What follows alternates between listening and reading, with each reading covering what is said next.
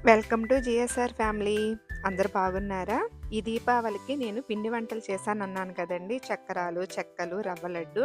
ఇందాక చూసారు కదా ఎంత క్రిస్పీగా సౌండ్స్ వచ్చినాయో చక్కరాలు, ఆ చెక్కలు. సాఫ్ట్‌గా కూడా ఉంటదండి రవ్వ లడ్డు గూడా.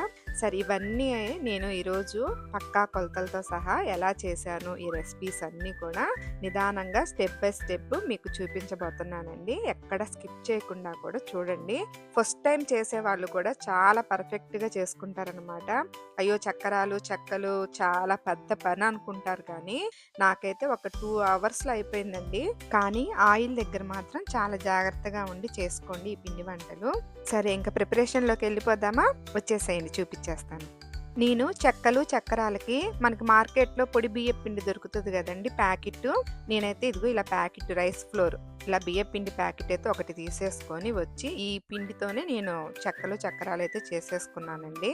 అదే మనకి ఇండియాలో అనుకోండి, ఆ ప్రాసెస్ అంతా వేరుగా ఉంటది. ఇక్కడ మన అమెరికాలో వచ్చేసి ఇలాగ ప్యాకెట్ల ద్వారానే తెచ్చి చేసేసుకోవాలండి. ఇంట్లో చేసుకోవచ్చు కానీ ఆరపోసి, పిండి పట్టి, మళ్ళీ జల్లిచ్చి ఇంకా అదంతా పెద్ద ప్రాసెస్ అని చెప్పేసి నేనైతే ఇలా ఈ ప్యాకెట్‌తో చేసేసుకున్నాను. ఈ ప్యాకెట్‌తో కూడా చాలా పర్ఫెక్ట్‌గా వచ్చినియి.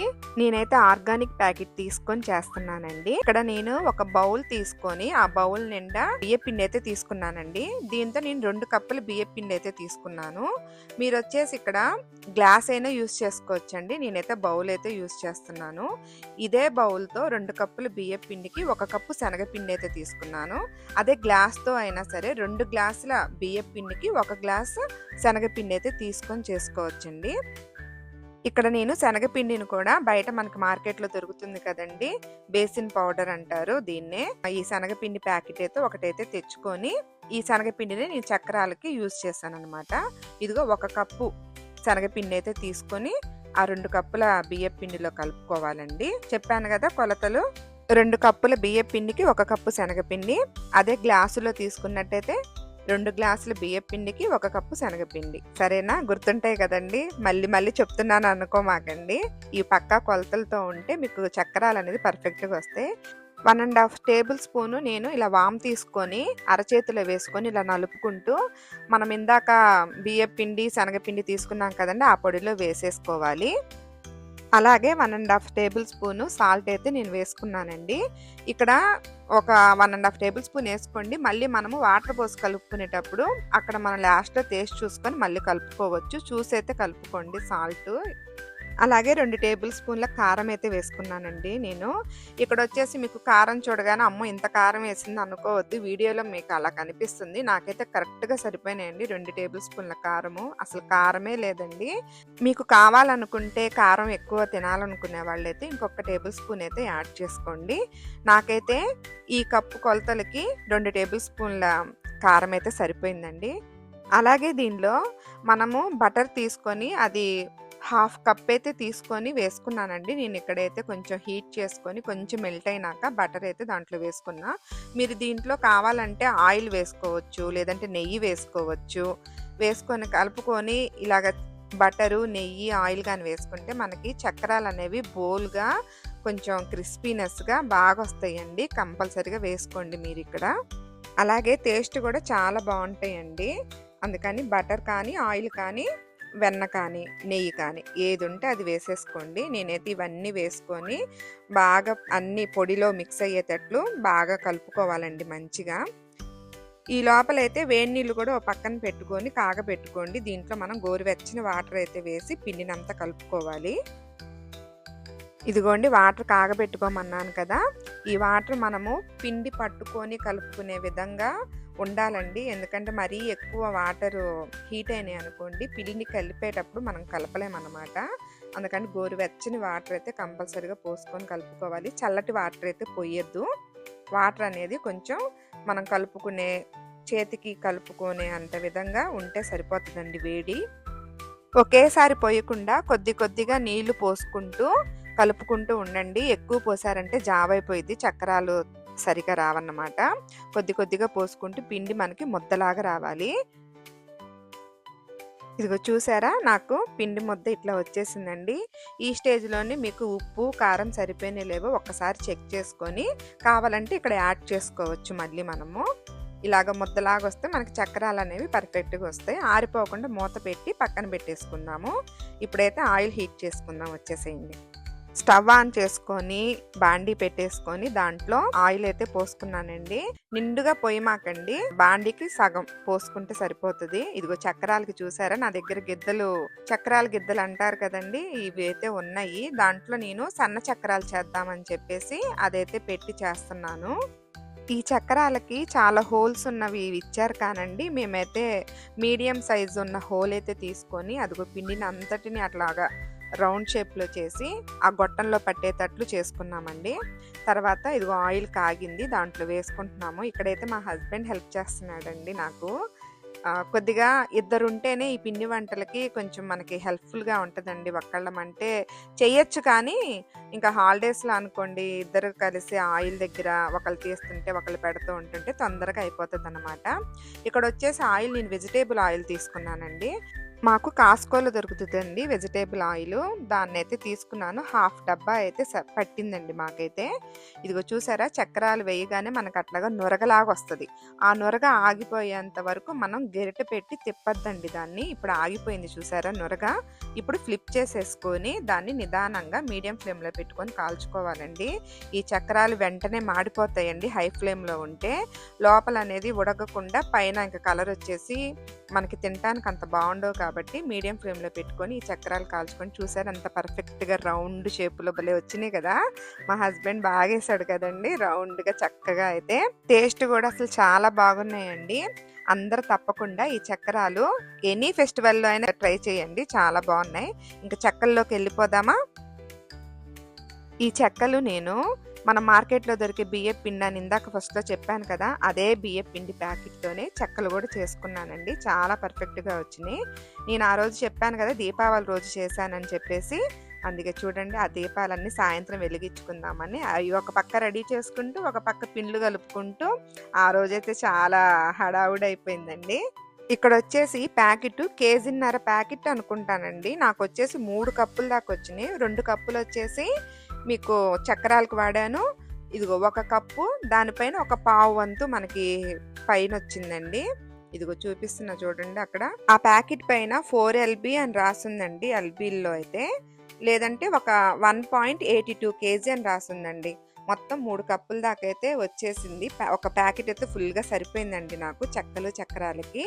ఇప్పుడు ఈ పిండిలో ముందుగా నేను నానబెట్టుకున్నానండి ఒక హాఫ్ కప్పు పెసరపప్పు. నేను మార్నింగే నానబెట్టేసుకున్నాను అనమాట. అవి మెత్తగా మనం గోరుతిలా తుంచామనుకోండి తునిగిపోయేటట్లు ఉంటే చాలు. ఒక హాఫ్ కప్పు పెసరపప్పు అయితే దాంట్లో నా పొడి పిండిలో వేసేసుకోండి. అలాగే సగ్గుబియ్యాన్ని కూడా నేను ఈ పెసరపప్పుతో పాటు ఒక హాఫ్ కప్ అయితే నానబెట్టేసుకున్నానండి. ఈ పెసరపప్పు సగ్గుబియ్యాన్ని మనం ముందుగా ఒక హాఫ్ అన్ అవర్ ఒక 1 అవర్ నానితే సరిపోతాయండి. ఎక్కువ నానాల్సిన పని లేదు.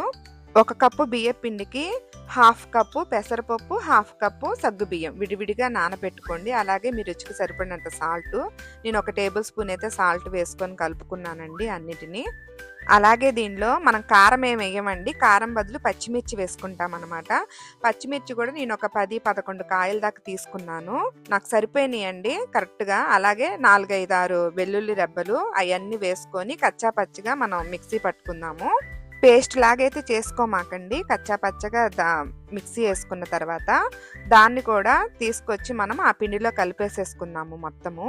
దీనిలో అయితే కారం ఏమి వేసుకోమండి, ఎందుకంటే మనకి ఈ పచ్చిమిర్చి పేస్టే మనకి సరిపోతుంది చెక్కలకి. లేదు మాకు కారం కావాలనుకుంటే కొద్దిగా మీరు కారం యాడ్ చేసుకోవచ్చు.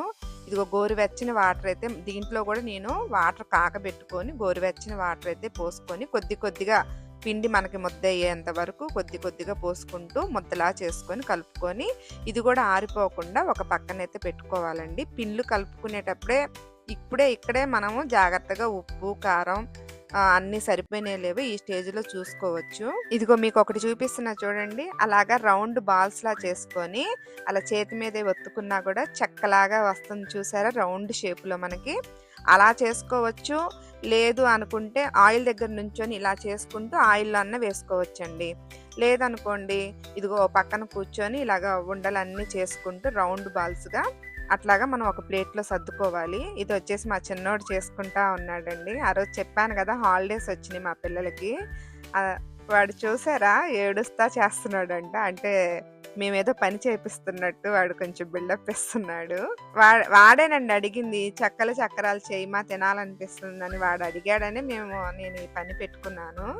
మరి పిల్లలు అడిగినప్పుడు చేసి పెట్టాలి కదండి. మరి నీకు ఈ చెక్కలు చక్రాలు కావాలంటే నువ్వు హెల్ప్ చేస్తావా అంటే చేస్తాను మమ్మీ అని అన్నాడు. అందుకే వాడి చేత ఇలాగ చిన్నగా ఉండలు చేపించానండి. వాడు ఆ పక్కన డబ్బా ఏందో తెలుసా మీకు? చక్రాలండి. ఆల్రెడీ అక్కడ వేసేసారు అయిపోయినాయి అని చెప్పేసి నేను ఒక డబ్బాకి స్టోర్ చేసి పెట్టాను. అవి ఎందుకురా పక్కన పెట్టుకున్నావంటే మధ్య మధ్యలో అంటే అవి తింటా చెక్కలు చేస్తా ఉన్నాడంట. అదిగో చూడండి వాడి వేషాలు.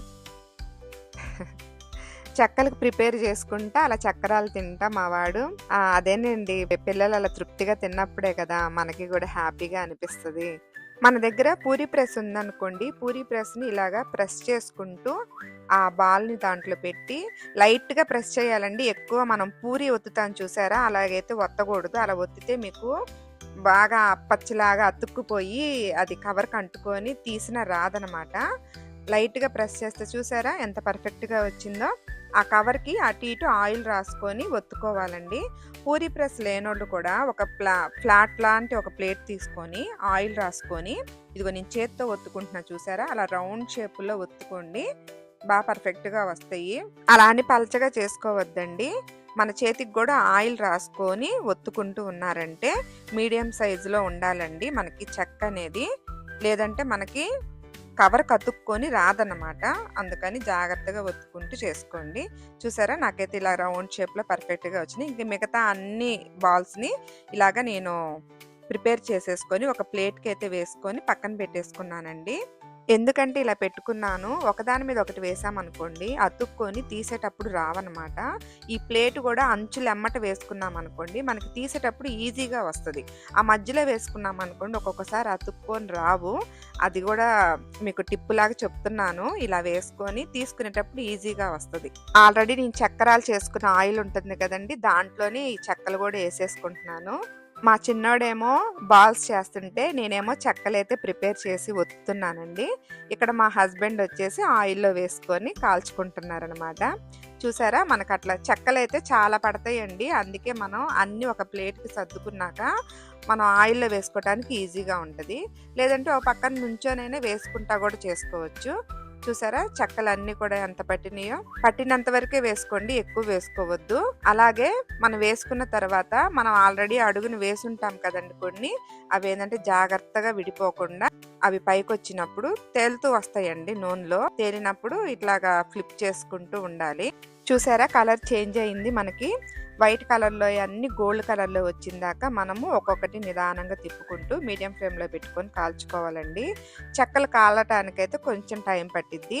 చూసారా నాకు పర్ఫెక్ట్గా సరిపోయినాయి. చాలా బాగా వచ్చినాయి అండి అసలు చెక్కలు కూడా.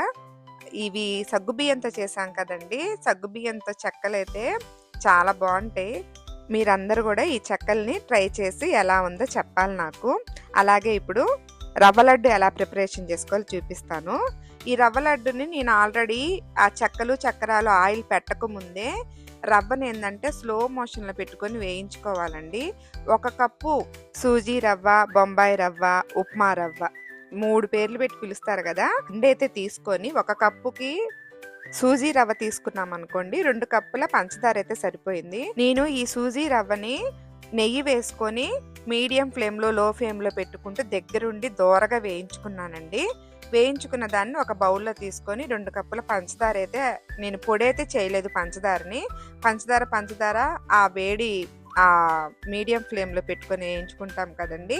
స్టవ్ ఆఫ్ చేసుకున్న తర్వాత ఒక బౌల్లో తీసుకొని దాని మీదే ఆ పంచదార పొడి అయితే వేసుకొని 2 ఇట్లా మిక్స్ చేసుకుంటూ ఉన్నానండి. దీన్ని మనం రౌండ్ బాల్స్గా రావాలంటే నేను గోరువెచ్చని పాలు 1 కప్ అయితే తీసుకున్నాను. నేను పాలు పోసుకుంటూ నిదానంగా కొద్దిగా పోసుకుంటూ పిండిలో కలుపుకుంటూ ఉంటానండి ఒక పక్కన. అప్పుడు మనకి చేతికి రౌండ్ షేప్లో ఒక బాల్ లాగా వస్తుంది అనమాట. కొద్దిగా నిదానంగా ఒక పక్కన పోసుకుంటూ కలుపుకుంటూ ఉండాలండి. పిండిలో ఒకేసారి పాలన్నీ పోయకూడదు. జావ అయితే మళ్ళీ కష్టం అవుతుందండి. మనకు వచ్చేసి జారుగా అయిపోయింది అనుకోండి పిండి, తినటానికి అంత టేస్ట్ ఉండదు. కొద్దిగా ఒక పక్కన పాలు చుక్క పోసుకుంటూ మనం ఇలా రౌండ్ షేప్లో చేసుకోవాలి. దీంట్లో వచ్చేసి మనము బాదం పప్పు, కిస్మిస్, జీడిపప్పు వేయించుకొని అవి కూడా వేసుకోవచ్చండి. కొంచెం కొబ్బరి కూడా లైట్గా వేసుకోవచ్చు. నేనైతే అవి ఏం వేయట్లేదు, యాలక్కాయల పొడి అయితే వేసుకున్నాను. అవన్నీ వేస్తే మా పిల్లలు ఏంటంటే ఏరి పక్కన పెడతారండి ఇప్పుడు కూడా మా చిన్నోడు. అందుకని వాడి కోసం అవి ఏం వేయకుండా ఓన్లీ ఇలాగైతే చేసుకున్నాను. ఇలా చేసి పెట్టండి, మీ పిల్లలు కూడా ఇష్టంగా తింటారు. మీరు అవన్నీ వేశారనుకోండి, అవి తగులుతూ ఉంటే పిల్లలు ఇష్టంగా తినరనమాట. పిల్లలకు కావాలంటే ఇలా చేసుకోండి. మనకి పెద్దవాళ్ళకి కావాలంటే ఆ జీడిపప్పు, బాదము అవన్నీ వేసుకొని చేసుకోండి. చాలా టేస్ట్ ఉంటుంది. దీంట్లో కొంచెం కొబ్బరి పొడి కూడా యాడ్ చేసుకున్నాం అనుకోండి, చాలా బాగా వస్తుంది. చూసారా రౌండ్స్ బాల్స్గా ఎంత చక్కగా వచ్చినాయో. నాకైతే రవ్వ లడ్డు కూడా చాలా బాగా వచ్చినాయి. పాలు పోసాం కదా, ఎక్కువ రోజులు నిల్వ ఉంటాయో లేవో అని అనుకోవద్దండి. మీకైతే ఒక 10 days అయినా మీకు చెడిపోకుండా బయట పెట్టినా, ఫ్రిడ్జ్లో పెట్టాల్సిన అవసరం లేదు, బయట పెట్టినా పాడవ కాకుండా ఉంటాయి. ఇగో నేను 1 కప్పు తీసుకున్నా కదా, నాకైతే 1/2 కప్పే సరిపోయినాయండి. ఈ రవ్వ లడ్డు పక్కా కొలతలతో సహా చెప్పడానికి నాకు వీడియో తీసుకోవడానికి టైం సరిపోలేదండి. ఇంక నైట్ చెప్పాను కదా పండగ టైంలో పెట్టుకున్నానని. మీకు కావాలంటే ఈ రవ్వ లడ్డుని ఇంకొక వీడియో చేసి పర్ఫెక్ట్గా పక్కా కొలతలతో చెప్తాను. వీడియో తీయలేకపోయినా పిండి కలిపేటప్పుడు మీకు అన్నీ చెప్పాను కదండి, అవి గుర్తుపెట్టుకొని జాగ్రత్తగా చేసుకుంటే రవ్వ లడ్డు కూడా చాలా పర్ఫెక్ట్గా వస్తుంది. ఈ రవ్వ లడ్డుని కూడా ట్రై చేసి ఎలా ఉందో నా కామెంట్ సెక్షన్లో తెలపాలి.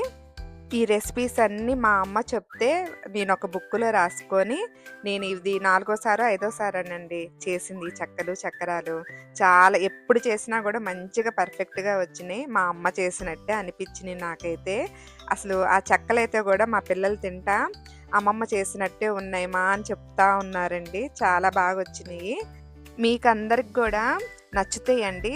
నేను చెప్పిన కొలతలతో ఈ చెక్కలు చక్కరాలు రవ్వ లడ్డు చేసుకోండి. మీకు కూడా మీ అమ్మ గుర్తుకు రాకపోతే అడగండి నన్ను, సరేనా? అందరు ట్రై చేసి ఎలా ఉందో మరి నాకు తెలుపుతారా కామెంట్ సెక్షన్లో? సరేనండి, ఇంకో రెసిపీతో మళ్ళీ కలుసుకుందాము.